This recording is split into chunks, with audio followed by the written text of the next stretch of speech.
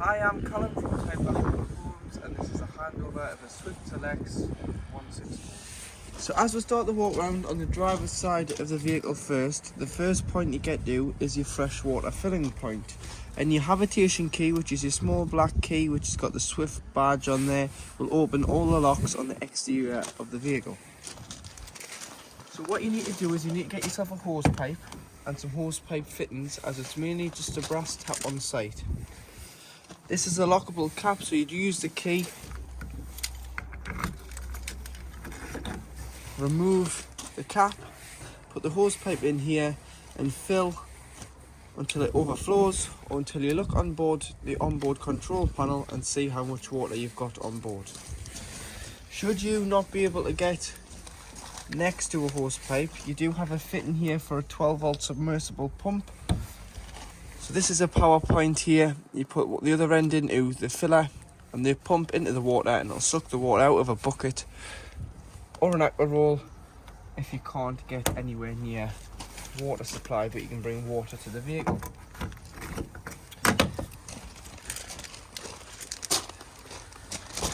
Here you have a drain off point for your dirty water. So this is your wastewater. So this is anything that's gone down a plug hole.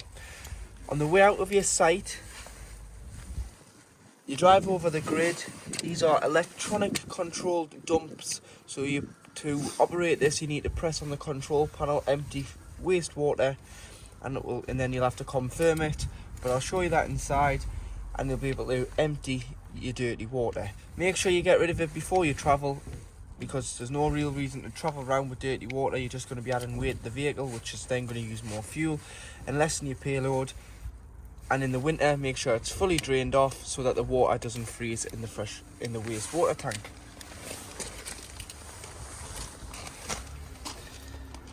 This is your cassette locker. So in here you've got your cassette.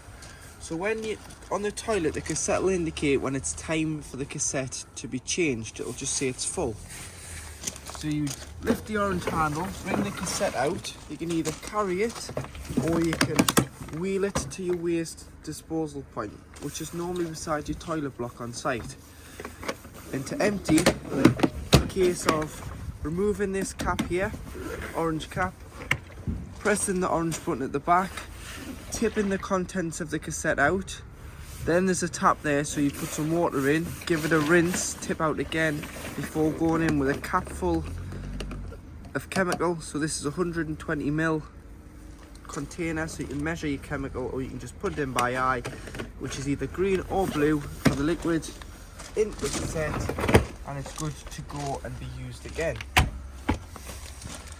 Trim vent here, so when operating the heating system on gas or the water on gas, obviously this allows the fumes out, but it does operate on electric as well, but it's solely for when on gas. It's a flue to allow the fumes out of the vehicle. To hook the motorhome up, you'd get your hooker blade and you'd lift the collar, and then you'd slide this section up and hook it up. Hook the motorhome up first, then the power source, and do it in reverse order when unhooking, so that you're never walking around with a live lead. Coming round to the back of the vehicle, you've got your high level reversing camera, high level brake light, parking sensors, tow bar, and 7-wheel electrics. You've also got the frame for a bike rack on here, so the last person's obviously took it off. But I do think the fittings are underneath the bed in the vehicle, so it can easily be put back on.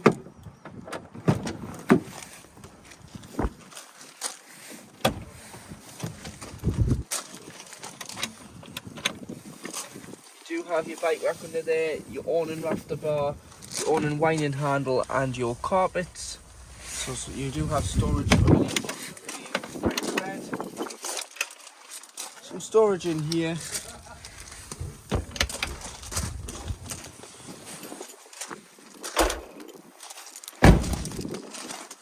as we come round to the passenger side of the vehicle, you've got your 2 fridge vents, your awning, which will show you on collection, and your awning light.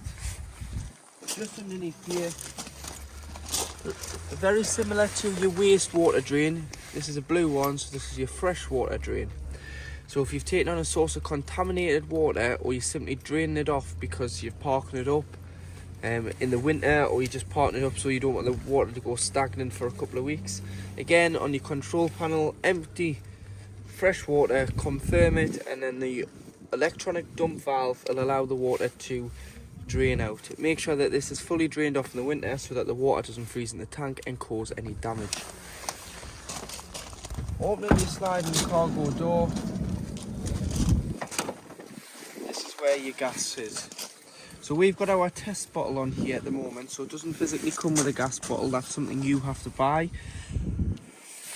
But you can fit 2 6-kilogram propane bottles in. Don't buy butane because it's got such a low, it's like summer gas, so it'll freeze at a high temperature, whereas butane has a lower freezing point. So this pipe here is known as the pigtail, and it connects to this top of the cylinder. So it's left to tighten, right to loosen, and you just hand tighten. And then you do need a gas spanner or an adjustable wrench like this. Pop it on the top and nip it up. Once you've nipped it up, turn the cylinder on at the top and press the green button, which is your crush valve, for 5 seconds to allow the gas through here into the pigtail. And then should you be having any problems with gas that you're still not getting it through, there's another crush valve here, and you've got to reset that for 5 seconds as well, which is the green button here. Tie the bottles in, turn the bottles off when you travel, just so it's safer for you and other road users. Electronic step switches here. This will automatically retract with the engine, but the engine's got to be switched off for the step to come back out. Diesel filler beside the passenger door, opens with the main ignition key. Tyre pressure is 5.5 bar, which is 79.5 psi on the passenger slam panel. Engine batteries underneath the cab floor, underneath this compartment. And your toolkits underneath the passenger seat. Your bonnet release can be found on the side of the passenger dashboard with the door open.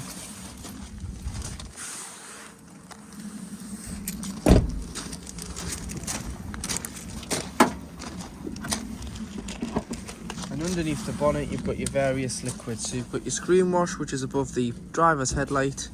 Remove these 3 tabs and lift this cover off and you've got power steering fluid, coolant and brake fluid.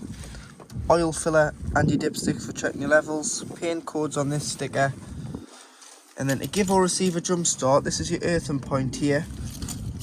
And then right beside the air filter housing, you've got this little box here. Pop your key or a screwdriver in the top and slide it up. That is your positive terminal for giving or receiving a jump start. So to operate your digital control panel, you turn on and off the panel by touching the Swift logo here. And then to get into the panel, you've got all these options. So starting off from left to right, so if you wanted to use water, you've got to ensure that the pump's on. So to turn the pump on, you just press it. You get the blue surround round the logo, and that's the pump on. And that'll operate your taps, toilet and shower. You need to make sure that you've got water on board, because if you turn the pump on with no water on board, you're going to burn the pump out. Next, you've got your awning light, which is a light on the outside of the vehicle. So if you're sitting underneath the awning or you're going out for a walk and you're coming back when it's dark, you might want to put your awning light on and you can spot your van. Lights. So you can turn them on and off by pressing the centres. And then you can press and hold and you can dim them down here. So the lights are dimmable, but to just have them on, you just press 100% or off. Go back to the house, will take you back to the control panel menu. Power is where you'll find the levels of your leisure battery and your vehicle battery. So you can see there that 14.1 volts is what your leisure battery is currently being read at, but it is hooked up. As you can tell, we're on hookup here by the little hookup lead symbol. take the hookup out to get a true reading of your batteries, and it tells you underneath the 6.1 amps currently coming off the battery. The solar panel does go to sleep when the vehicle is hooked up, and you do have your vehicle battery reading there as well. Selected battery here always wants to be the leisure battery. You can turn it to the vehicle battery and it'll start to charge the vehicle battery. You might want to charge it over the winter like this, just so that you don't get a flat battery. Swap it for a few days on the vehicle, a few days on the leisure, just to monitor both batteries. But when using the motorhome, you must have it on the leisure, because otherwise you are going to flatten the engine battery and you go to start the engine and it won't start. So that's what the leisure battery is designed for using all the motorhome side. Water, fresh water, 75% full and 0 waste. Should you be going away and it's really cold and it's going to freeze overnight, more so in the winter, you can turn your tank heaters on, which is this one here, and that'll stop the water from freezing in the tanks below. When the water levels get too low or the waste gets full, you can turn on level alerts, and that'll just start beeping to let you know that it's either empty the fresh or the waste's full and it's time to do something about it. Frost alerts will tell you when it's going to get frosty, so then you would either empty the water, or if you're using it, you turn the tank heaters on. And then to empty the water, you can press empty fresh or empty waste. I'm not going to empty the fresh because we've got water on, but I'll show you how to do it with the waste. So you press empty waste, confirm it, you'll get this yellow circle that's flashing, which is telling you the valve's open and it's empty, and it'll do the same for the fresh. To stop it, stop draining waste, confirm, and that is that.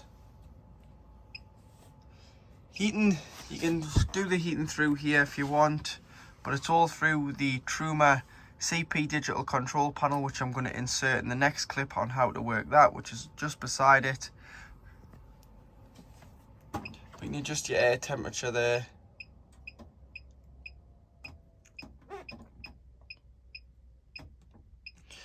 Whether you've got the water on hot or off or eco. So eco is 40 degrees, hot 60 degrees, and obviously off when you've got no water on board. Energy source for the heating, so you've selected the room temperature. One electricity sign is 750 watts of electric. 2 electricity signs is 1500 watts of mains electric. Gas symbol on its own is gas from your bottle when you're wild camping, as you wouldn't be hooked up. And then you've got gas plus 1 electricity sign, which is 750 watts, which is known as mix 1. Or you've got mix 2, which is 2 electricity signs, 1500 watts of electric and gas together.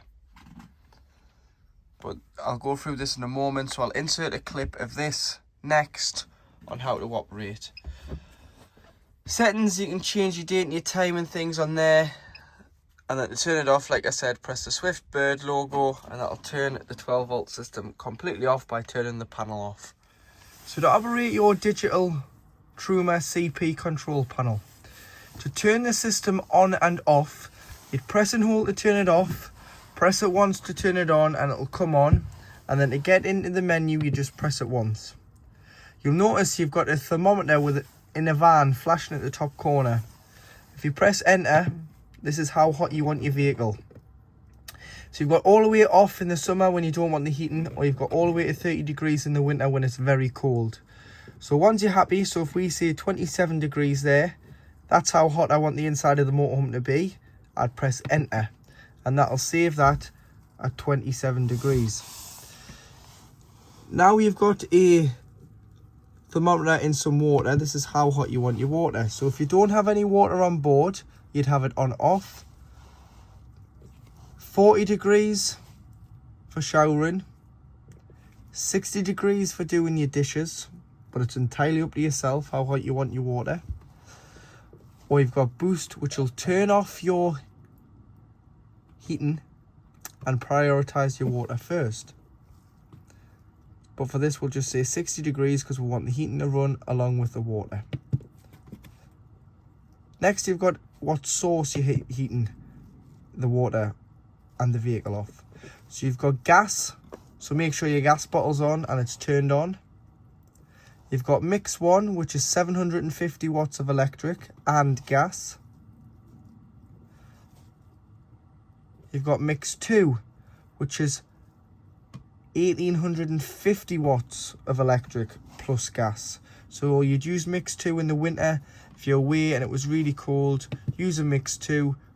Will boost the vehicle up the temperature because you're using both sources together. Then you can turn it over to electric. So you've got electric 750 watts EL1, and you've got EL2, which is 1850 watts of electric.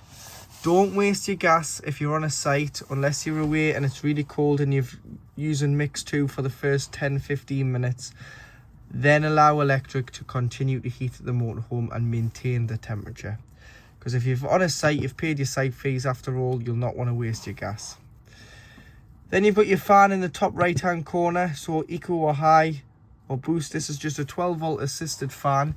So eco will use less 12 volt. High obviously uses more fan speed, so it's going to use a little bit more 12 volt. And boost uses full power on the fan, which is going to use the most out of the 12 volt battery. Sleep with it on eco because it's a lot quieter than sleeping with it on anything else. If you're going to sleep with the heating on in the winter, you've got a timer so you can time the heating to come on and off just the once though.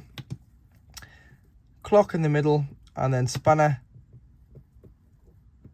You can go all the way down to reset, and to reset the control panel, if you ever get a warning triangle in the middle, reset, preset, click again, and it will restart your control panel.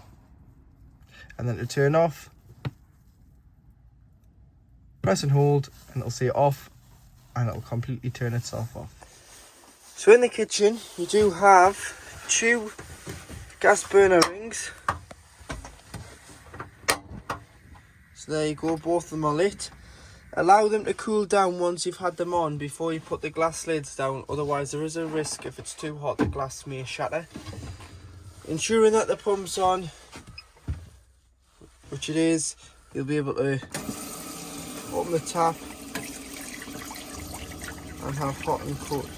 Making sure that your hot water system's been on, you'll have hot water, and that water there is starting to warm up. So your hot water system is working as it should. Underneath, you've got a grill.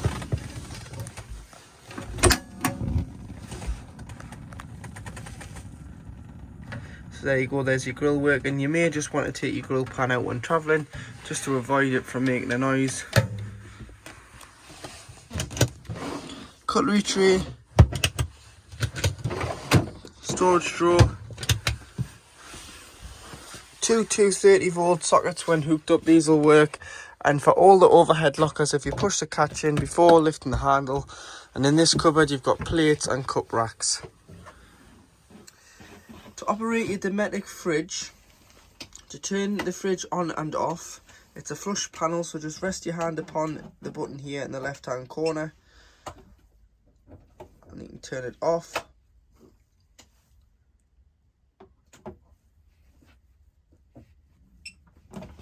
And then put your finger back on and you can turn it back on. You'll notice that auto has stayed on a light, and so has the hookup. So the picture of the plug is mains 240 volt, and what auto does is it automatically selects the best source available to the motorhome. You can turn it off automatic by pressing this switch here, the top one, and scrolling through the source you want, but automatic will only pick out the best source available to the van at any one time. So we're hooked up now, so it's gone to 240 volt. If I was to unhook the vehicle, it would switch over to gas and self-ignite, as I've got a gas bottle on and it's open and it's got gas in it. Or if I was to start the vehicle's engine, it would go on to the battery setting, which isn't leisure battery, it's a vehicle feed from the alternator when the engine's running, and it's designed just to act like a giant cool box and keep the fridge at the same temperature it was at when departing. So if you've been to one site and you're going to another, you've obviously had your fridge on, it's full of goods, they'll be chilled so you're ready just to drive. Keep it fresh until you either go back to your next site or you go wild camping, and once the engine's been turned off, it waits 20 minutes before lighting on gas, just as a safety feature, in case you haven't isolated that gas bottle and you're pulling in for diesel. The last thing you want to do is for your fridge to be igniting in a petrol forecourt, so you'd have to manually select gas for the first 20 minutes, which is just pressing here and scrolling along like so.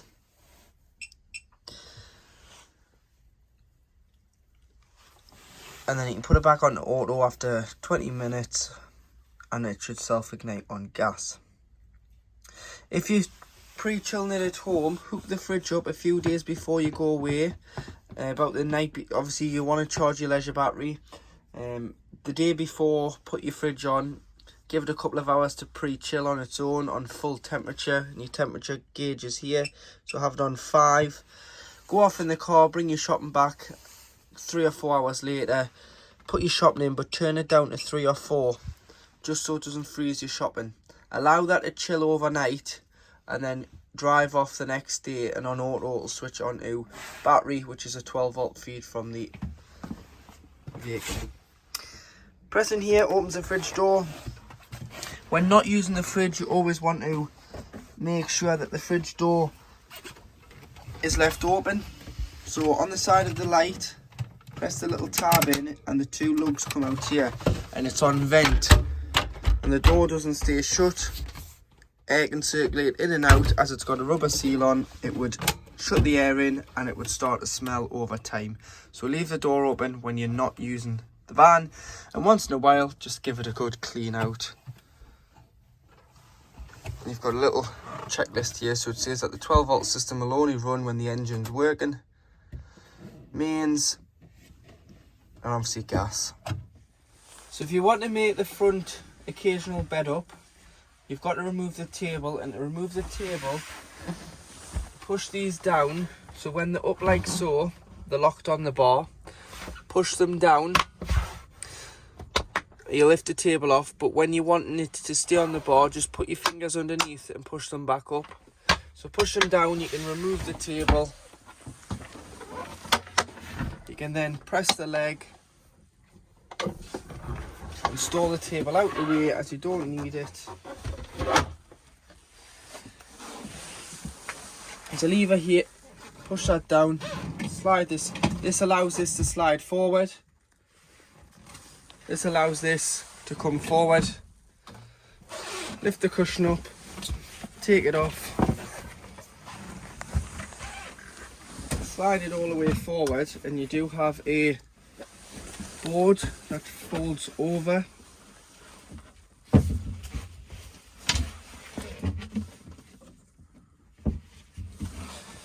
And then you put your base cushion on there, and we'll put the cushions into place, and we'll show you how the cushions go on your occasional bed. So this is how your front occasional bed would make up. So like I was saying before, slide this section out and pull the board over, but before you do that, if you just spin your passenger seat, your driver's seat should I say, round, slide the section out, the support section, and then slide the board over the top. Bring the base cushion forward, infill cushion here, backrest which can be found here. There's a little infill cushion that goes in this section here on the back, because this is hollow to go around the seat belted bar on the seat belt frame there. So put that in, stops that from caving in. Infill cushion, little infill cushion here just to stop the cushions from moving. They're nice and snug now. So that would be your occasional single bed at the front of the vehicle. In your washroom area, to operate your toilet, you've got a blue button on the back, and the flush for the toilet comes from your main freshwater tank. So press the blue button at the back, give it a little flush first before you use the toilet, and you want to open the blade before you use the toilet as well. So on the bowl of the toilet there's a grey lever, you slide this to the right, use the toilet, give it a good flush after use, and then you slide this back to the left.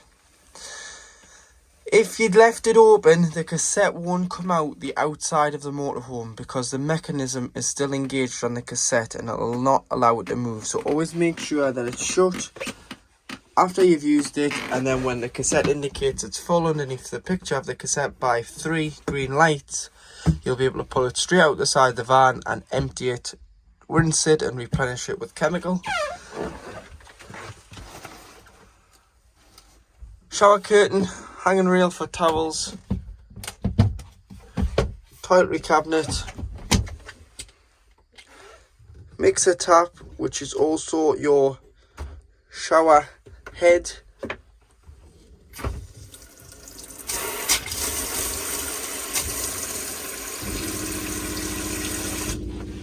and then you pull it out and pop it up here for when you're showering. When you winterize, it's always good practice to unscrew the shower head from this hose by just unscrewing this, same as your household shower head. Remove it, pull the hose as far out of the tap as you can and lie it in the shower tray just so any water in this pipe doesn't freeze over the winter and bust it, because it's a full replacement of a tap if this was to get broken via ice. So lie it in the shower tray, leave the mixer taps throughout the van open. So this tap, kitchen tap, obviously make sure you freshen your waste or drain down as well. And then I'm going to show you in the next video how to drain off your boiler, which is located underneath your bed. So underneath your bed, if you lift this panel off and just slide it back out the way, underneath here is the access to your boiler. So your boiler obviously heats the van and heats 10 litres of water at the same when the hot water system's turned on. So it holds 10 litres of water at a time. Your water pump's down here. Your gas isolation valves are down here. So if you ever need to isolate the valves, it shows you here which colour does which and how to close. But these are mainly for when the vehicle's annually serviced. Turn the bottle off if you've got any problems with gas. Going back to your boiler now. So like I was saying, 10 litres of water is housed in the boiler at any one time. That's great in the summer months when we're experiencing good temperatures that doesn't freeze. In the winter, you want to make sure that you drain the boiler off, because otherwise the water could freeze in here and it's not covered under warranty, as it's your responsibility as a customer and user of the vehicle to winterize the van down and protect it from what's known as frost damage. So to winterize, you want to drain off all the water out the van. So start from the outside and make sure the fresh and the waste are drained off. Then you want to open all the taps within the van, and then the last of all, you want to open the boiler. So this yellow toggle here, stand it up on end, you'll hear the water drain out to here, directly out underneath the ground. Leave that stood up during the time you've got it stood up for a couple of months, not in use over the winter, and then when you come to reuse it, lock her back down so she's in the closed position. Shut the fresh, shut the waste, shut all the taps inside the van, put the hose in and fill it with water. Put the pump on the panel and go to the... Start off with the cold and then slowly make your way to the hot. When you get to the hot, it's when it starts transferring the water into here. So you're going to get a lot of coughing, spluttering, as it's filling the boiler up with 10 litres of water until you get a pressurised flow. Once you get a pressurised flow from the hot side, the system is full. Do one tap, do them all, and then you're good to go. But make sure you drain it off in the winter, because if not, you could damage the boiler and it's a costly mistake to make. And always make sure that once you've drained the boiler down, you put the pump on for approximately 10 seconds after, just to blow the water out of the pump, and then turn it off. The fuse board for the vehicle, which is a EC600 power supply unit, can be found underneath the mirror in the cupboard. And what you've got here is you've got a system shutdown button which will turn off all 12 volt of the vehicle.